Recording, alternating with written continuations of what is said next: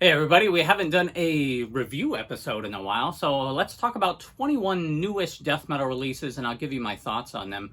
So let's kick this off with a couple of Demi-Leech, or I think Demi-Lick is actually the correct pronunciation, but I'll use both. You can argue in the comments about how to say their name correctly.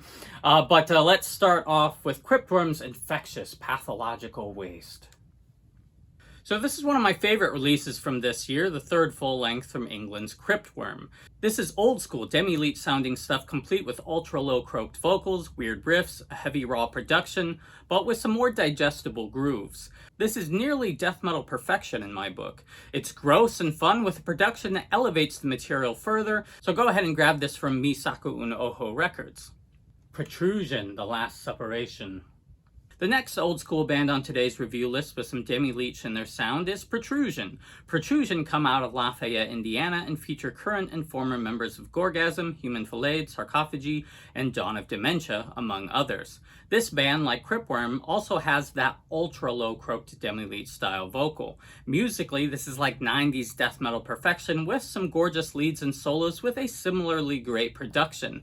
The reverb on the vocals sounds a little bit weird to my ears depending on the device I listen to this album on, but of course Demi-Leech had a lot of reverb too. So what I mean is, in my car, there's a heavy echo on the vocals that seems to disconnect from the music instead of where you want to hear those reverb vocals, which is placed in the music. But when I wear headphones, I didn't experience that same issue, so it's just one of those things. If it sounds weird to you, just maybe listen to it on a different device.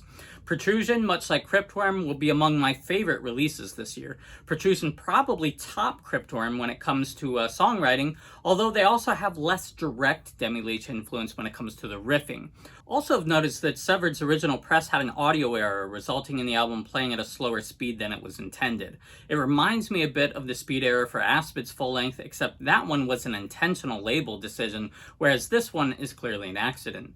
Severed have since corrected the issue, and I believe Unholy Domain's press also avoids that error altogether. I always want to hear music the way that the band intended it, but now you can grab that in the correct way that it was intended to be heard. Ablation, Lethal Abuse. There's been a lot of hype around Ablation's debut release, and for good reason. This is the first album dehumanized guitarist Rich Nagasawa has been on in a decade. His last appearance was in 2016 when Dehumanized released their final album, Beyond the Mind. Rounding out the lineup were Derek Boyer and Eric Moratti, the bass player and drummer from Suffocation, and vocals are handled by Devin Swank of Sanguis Ugabog. So essentially, Ablation is a death metal supergroup. But is it any good? It is a fun, albeit short release, and it's great hearing Rich playing again, and you can expect to hear a lot of the groovy breakdowns he was known for in Dehumanized. The album also has guest vocals by Frank Mullen, which is always welcome. It's mostly a solid release, but here Devin goes for the more internal bleeding approach vocally with some mid and higher register vocals, and I think I would have liked it better if he'd stuck mostly to lower gutturals. This EP also just left me wanting more. It's only 16 minutes, and the songs themselves are mostly between 2 and 3 minutes, which is shorter than the songs Rich generally wrote for Dehumanized. This is a fun EP while it's on, but it just left me wanting more. More songs and longer songs would make it more memorable and give it more lasting staying power. I'd love to hear Rich keep writing more tunes, so it's good to have him back. Grab this from Iron Fortress. Impure Conception, Prelude to Agony. Impure Conception is a death metal band from Pennsylvania that formed in 2024. Some might be familiar with them because their main vocalist is popular metal YouTuber Jimmy Forrester from Jimmy on the Block. They put out a great demo a couple of years back, and this new EP is great. Old school brutal death complete with tempo changes, instrument breaks, nostalgic riffs, and some heavy grooves. The decision to completely pan the guitars in each side, though, gets a little bit awkward for parts like the solos. It's always weird to hear a solo completely panned on one side, but the solos themselves are pretty sick. There's some trade-offs, and the bottom end comes through nicely when they throw the occasional chug riff in there. Vocals are handled by both Jimmy and guitarist Caleb. The vocals are mostly low and dry, with occasional lower Demi-Leech croaks and higher shrieks thrown in. I appreciate how the vocal trade-offs make the delivery more dynamic. The vocal patterns work well, are intuitively written to the music, and let the riffs breathe. It's all pretty good stuff, but it's only 2 songs that clock in at 9 minutes total. So I hope they do a full length because this stuff rules, and a full length of this quality would be especially memorable. Grab this from Blood of the Tyrant, a label based out of Pennsylvania run by Impure Conception's main songwriter, Caleb Warren. Prophecy of Suffering, their 2025 promo. This is some of the strongest material yet from Colorado's Prophecy of Suffering. They've been around since 2018 or 2004 under an earlier moniker. The production is pretty decent on here, and they've gone all in on pinch harmonics and heavy chugging. It's kind of like Disentomb and Malignancy smashed together. The constant mix of crushing low end and sprinkled dissonant pinch harmonics is addictive, creating a sensation of churning and some cosmic machine that compresses you further and further into oblivion. Shout out for the Predator vocal thrown in there too. More, please. Please, sir, I want some more. What? Please, sir, I want some more. More? I would love to hear more of that. Grab this from French label Percussive Spectry. Gibbeting Execution Rampage. Gibbeting is an international brutal death grind band that you might unsurprisingly predict by the medieval torture album cover that this band sits nicely alongside the likes of Brodequin and Beelzebub. Execution Rampage is their debut full-length, which features 14 songs that each clock in about 1.5 to 2.5 minutes in length. It's stupidly brutal and has tons of pingy snare. If you love stuff like Brodequin and Beelzebub, you'll love this too, so grab it from Pathologically Explicit Recordings. But if you can't stand those bands, then yeah, this one's not going to change your mind. Infinite Misery, Altar of Extracted Teeth. Here's another one from Iron Fortress. If you couldn't tell by the artwork, the song titles, and band name, Infinite Misery are a band that worship and emulate Cannibal Corpse, particularly late-era Cannibal Corpse. Everything from the riffs to the Corpse Grinder-esque vocals remind of Corpse Grinder-era Cannibal Corpse. The one part that differentiates this is that the drumming here is more adventurous than what Paul would do, so imagine this is Cannibal Corpse with 40% more interesting technical drumming, more fills, so it's a solid 5 songs of cannibal worship, so it's fun for the novelty of what it is, a band trying their hardest to write their own Cannibal Corpse EP, but don't expect anything much beyond that. Beheaded, and I don't know if I'm pronouncing this correctly, but Gadam. Last year, Maltese death metal legends Beheaded released Gadam, their 7th full length. Their first 3 full lengths, Perpetual Mockery, Recounts of Disembodiment, and Ominous Bloodline, are among the greatest brutal death metal releases ever. Fans have been pretty divided after those, as Beheaded have taken a much different musical route since then. Their latest, Gadam, is a blackened, atmospheric, contemplative, progressive, and even avant-garde death metal album. It's a far cry from their brutal death metal roots. However, if you approach their new album as you would a completely different band, instead of a band you expect brutal death metal classics from, there's a lot to enjoy here. I think Beheaded have come into their new identity with this one, and even polarizing aspects, like the inclusion of clean vocals, work pretty well here. It reminds me of when Bullsair brought them in on their Hero album. I think this is a masterful album that will get better with time, as long as you don't approach it expecting the sound of Beheaded's earlier albums.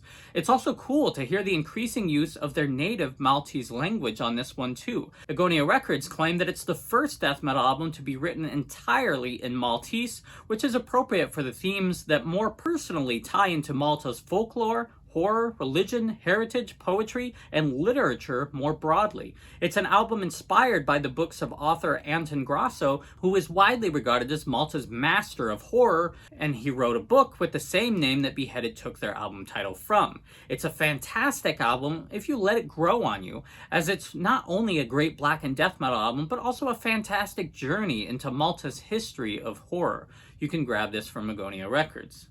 Mortis Day, the Bringers of Death.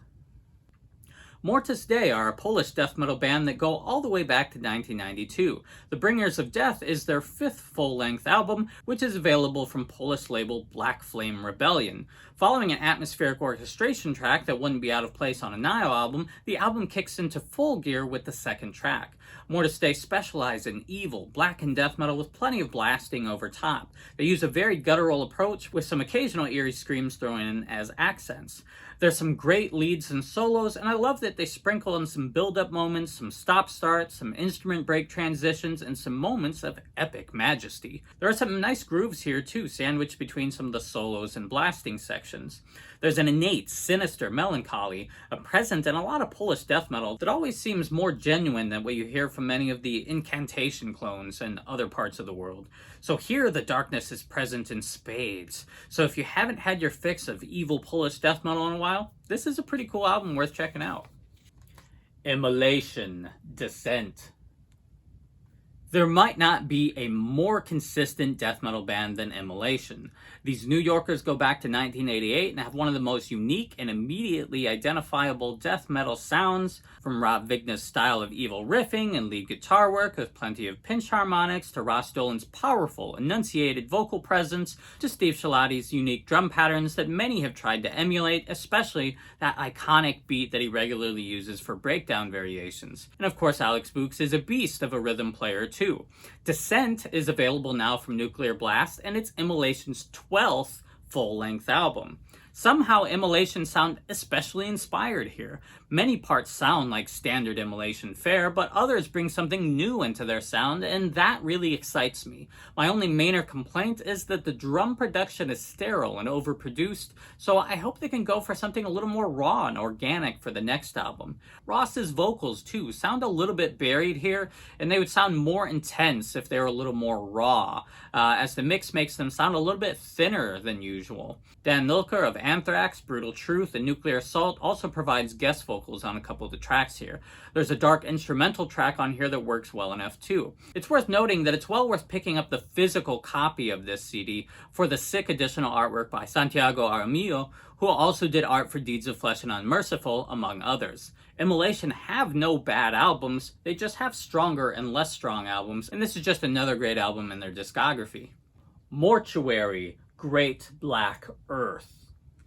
Mexico's Mortuary are death thrash legends that go back to 1988. Their 1990 debut, Blackened Images, is a classic and essential album. It's been about 15 years since their last EP and over 30 years since their last full length, so it's pretty exciting that Horror Pain Gore Death Productions just released Mortuary's first new material in many years, which consists of 4 new songs.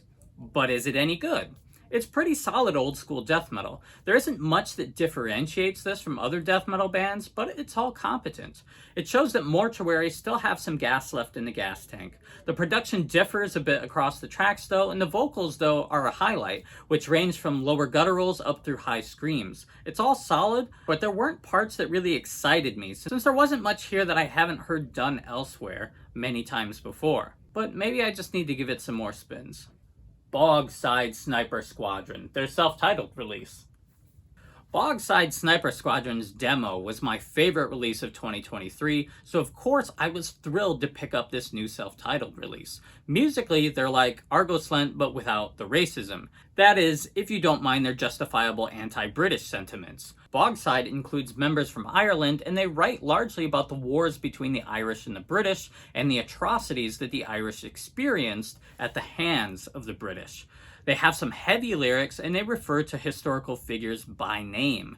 For example, one song mentions Mike Gowan and Frank Stagg, 2 Irish political prisoners that died in the 1970s within English prisons following a hunger strike.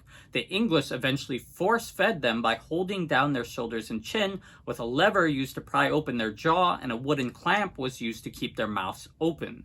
A tube was greased up and forced down their throats into their stomachs. This process would result in constant vomiting and would sometimes stab the windpipe.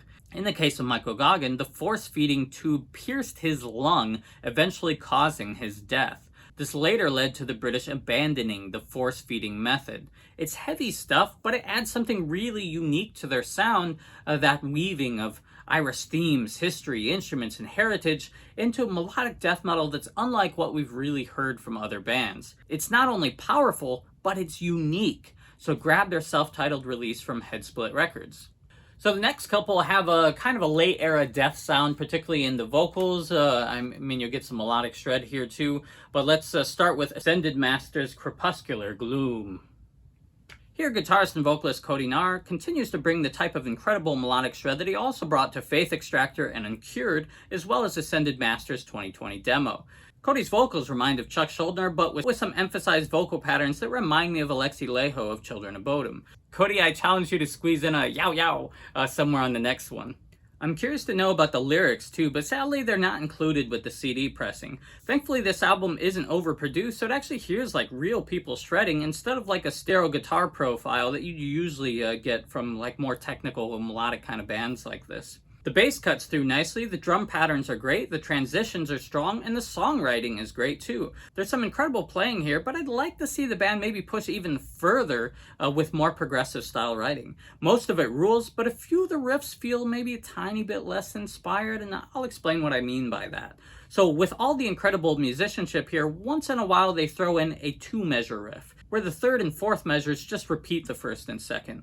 I feel like a simple change like making the fourth measure different from the second would dramatically elevate some of these parts where the music maybe just lulls a tiny bit because some of those riffs aren't up to the standard of some of the other riffs on the album. So it just feels like just a couple of the riffs, most of it's incredible stuff, but a couple of the riffs maybe feel like they could use a little bit more seasoning. Ascended Master is a band where you want to hear leads, solos, exchanges between the guitar parts, bass runs, and other technical flourishes. Most of that is here, but I'd love to hear it weaved more thoroughly into the DNA of every riff and song. Maybe push the envelope a little bit further. And to clarify, this is just a minor suggestion for future directions because overall this is a fantastic debut. There aren't many bands out there playing this style of incredible guitar shred driven melodic death metal, especially without overproducing it. These guys can really play, and I'd love to see them continue to push further to both challenge themselves and the listeners. This is beautiful and epic stuff, and I think there's a huge audience that would love what Ascended Master are doing, so if you dig late era death, atheist, early cynic, check out Ascended Master. Keep on going, guys, I need more of that. Next we have Suspended, Tales of the Slain. This one I believe was independently released by Suspended but was pressed by Greencastle Media. Suspended are a death thrash band from New Mexico made up of indigenous women that formed in 2003. This is their first physical release since their 2015 EP Hollowed Minds, so their return after 11 years is more than welcome. You can learn a bit more about them from my all-women death metal bands video. The vocals on this one are a little less Chuck Schuldiner and remind me more of my friend Steven from Lucifist. The riffs here are memorable and the lyrics can be empowering. I believe the title track, Tales of the Slain, is about remembering the hardships indigenous individuals have faced and to keep moving forward despite all of those horrible atrocities. Amanda Castillo is an incredible composer, the riffs all seem thoughtful, and my only real complaint is that the production is so thin. Mostly everything can be heard, but some of the cymbals get a little bit lost in the mix. But if you can get down with higher vocals and a thin but clear production, then these tales are well worth hearing just for all the great guitar playing. So it's good to have Suspended back. Internal Decay, Fires of the Forgotten. Swedish death metal band Internal Decay haven't released anything since their deep cut gem 1993's full length A Forgotten Dream. After 33 years they've brought us 3 new songs, but are they any good? I love the first track, Fires of the Forgotten, Dance Upon Your Grief. It has that insane catchiness that can be found in the best sing-along songs out of Sweden's melodeath scene. It has some interesting songwriting moments in there too. Unfortunately, the other 2 songs didn't really stick with me. They felt more like filler. So there's definitely some magic still here. I'm really happy to have Internal Decay back, but hopefully they can continue to refine their rebirth, and I'm excited to hear what they do next. Hopefully a new full-length album. So the next 5 are from New Standard Elite, so let's get our Brutal on next, and feel free to get mad in the comments at all these names I'll probably mispronounce, because I'm not that kind of doctor. But let's start with Ecchymosis, Thanatocorporeal... Thanatocorporeal Sculptures of Cryogenic Excruciation. There we go.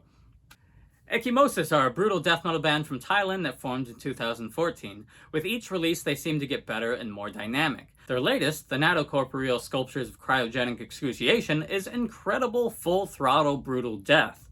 Everything from the varied drum patterns, otherworldly guttural vocals, to groovy brutal riffs are incredible. My only complaint here is that there is so much bass in the bass drum mix that it leaves this album unlistenable on some devices because the bass makes such a wall of sound that it drowns out everything else. So it's certainly a stupidly heavy album, but this is where bringing in somebody like Colin Davis from Imperial Mastering can be so helpful, because he has that experience to know that the mix won't work on some devices. Now, if you don't listen to this on a device with a lot of bass, then it can sound incredible. I love the songwriting here, and it shows that Ecchymosis continue to mature with each release. They don't push the envelope as much as shred it and set the envelope on fire. Whenever the band completely stops for an isolated guitar build-up, you get that incredible feeling that the world is about to end when all the other instruments come back in. When people use the term extreme metal, this is the sound they're talking about. Just everything is dialed up to 11. Sick, split in two. Sick is a brutal death metal band from California that formed in 2005.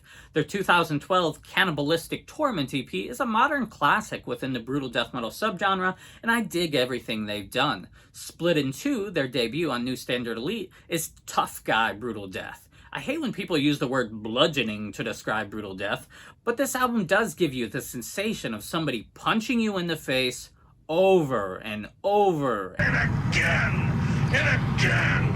And on and on! It's dynamic, it's groovy, but also just no-nonsense brutal death. If you need an album designed to pummel and crush you for 22 minutes with the perfect production to fulfill that need, then this is for you. Emasculator, Thaumaturgic Resurrection. This is the new 2-song demo from Emasculator. Shout out to New Standard Elite for putting out physical pressings of EPs and demos this short. For those unfamiliar with Emasculator, check out my video on all women death metal bands and my video on Women That Growl to get more background on them and on vocalist Malika's influence in her earlier bands, including Abnormality and Castrator. Guitarist and bassist Morgana also joined me for a conversation with other women that played death metal last March. There are some powerful lyrical themes in Emasculator's 2 new songs. The first song here, In Blood and Fury, is about slaves becoming warriors. It refers to the ritual ceremony that began the Haitian Revolution, an insurrection by enslaved Africans in Haiti against French colonial rule. The Haitians overthrew the French and founded their own free state. The second song, Thaumaturgic Resurrection, moves from Haitian history to ancient Egypt, and I believe reads like a spell on behalf of the supreme fertility and mother goddess Isis towards her husband Osiris, the lord of the underworld and god of resurrection, unless I've misinterpreted that. Either way, I appreciate the broad range of lyrical themes, and I love lyrics that are actually about something and tell a story. Musically, both songs are brutal death metal fare with an appropriately muddy production. Parts remind me of early Suffocation with some of the riff-salad song structures, but I'd prefer if some of the riffs didn't go on so long in the second track, and I think they'd benefit from adding in a few stronger transitions. Some build-up or instrument breaks could help make the songs hookier, more memorable, and a little more dynamic, and it also helps separate them from each other more. I look forward to when this band finally drops a full length, because these 2 tracks are really promising, but they're not much to sink your teeth into because it's only 2 songs, so I really look forward to hearing more. Desiccation, Despoiled Ethereal Purity. I wouldn't expect a New Standard Elite album to start with didgeridoo, bongos, acoustic guitar, and beautiful leads, but Desiccation's sophomore album does, and it works pretty well. I love their EP and their debut, and this album is pretty crazy too. They've got a bit of disgorge and malignancy to their sound on this album, and it's all pretty chaotic. I love when they throw in a bunch of pinch harmonics in quick succession. So these reviews are largely my first impression, so I think this one does need some repeated spins to take in the song structures, because there's a lot of craziness going on here and not a lot of obvious hooks. So there's really cool stuff going on here, like there's some melodic parts in the 4th track and some tempo play in the 5th, but there's so much going on that it needs repeated spins to really kind of drill down and appreciate everything they're doing. But to spend some time with this one, I think it's going to be really rewarding. Bleeding, Dispersed Blood Sustenance. Bleeding is largely an anonymous band from the Netherlands that formed in 2012. They were part of the revered scaphism split between Delusional Parasitosis, Ecchymosis, and Dissevered in 2017. The vocals on this debut full-length are an insane low guttural pitch. It's the same vocalist from Induced, who is definitely one of the most unique vocalists out there, even though this style is probably a more polarizing one. The vocals are probably excessively at the forefront of the mix here too, but otherwise the sound of the album is solid, albeit pretty thin. It's not nearly as heavy and crushing as the production on their Scaphism split tracks, but I'm mostly okay with the new mix because it breathes instead of just being a wall of sound, and it has a nostalgic, early 2000s quality. It's groovy and it's old school. There are some great transitions and riffs you can actually remember. This sounds like that turn of the century golden era of brutal death, stuff like Severe Torture. I dig it. Hopefully it doesn't take them nearly a decade for their next material to drop. Terminally Your Aborted Ghost, Putrefaction in Parallax. Somehow Terminally Your Aborted Ghost have returned with 10 minutes of new music after a full 20 years since their last release. Their weird 2005 full-length Slowly Peeling the Flesh from the Inside of a Folded Hand is one of my favorite brutal death metal albums, but the return of the band is a very different endeavor from that album and the other albums that they released. So now they're stripped down to only 2 members. One trade-off with that is that they now have programmed drums instead of real drums. I generally can't stand programmed drums, but they are serviceable here, but I'm sure live drumming would elevate this material further. So I hope if they do a full length next that they do bring back a live drummer.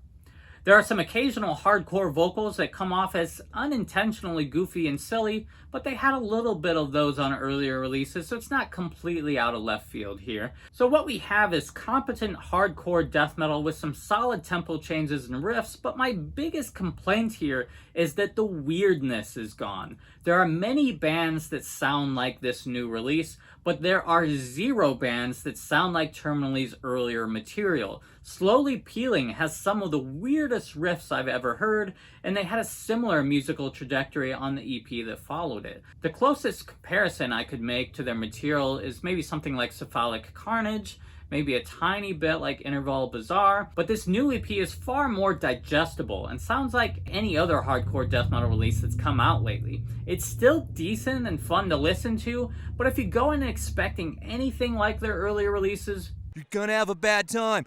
So those are my thoughts, but what are yours? You can let me know in the comments. Are there other new death metal releases that you're enjoying? Let me know about those too. Other than that, like, subscribe, all that usual business. But keep it brutal. I'll see you next time.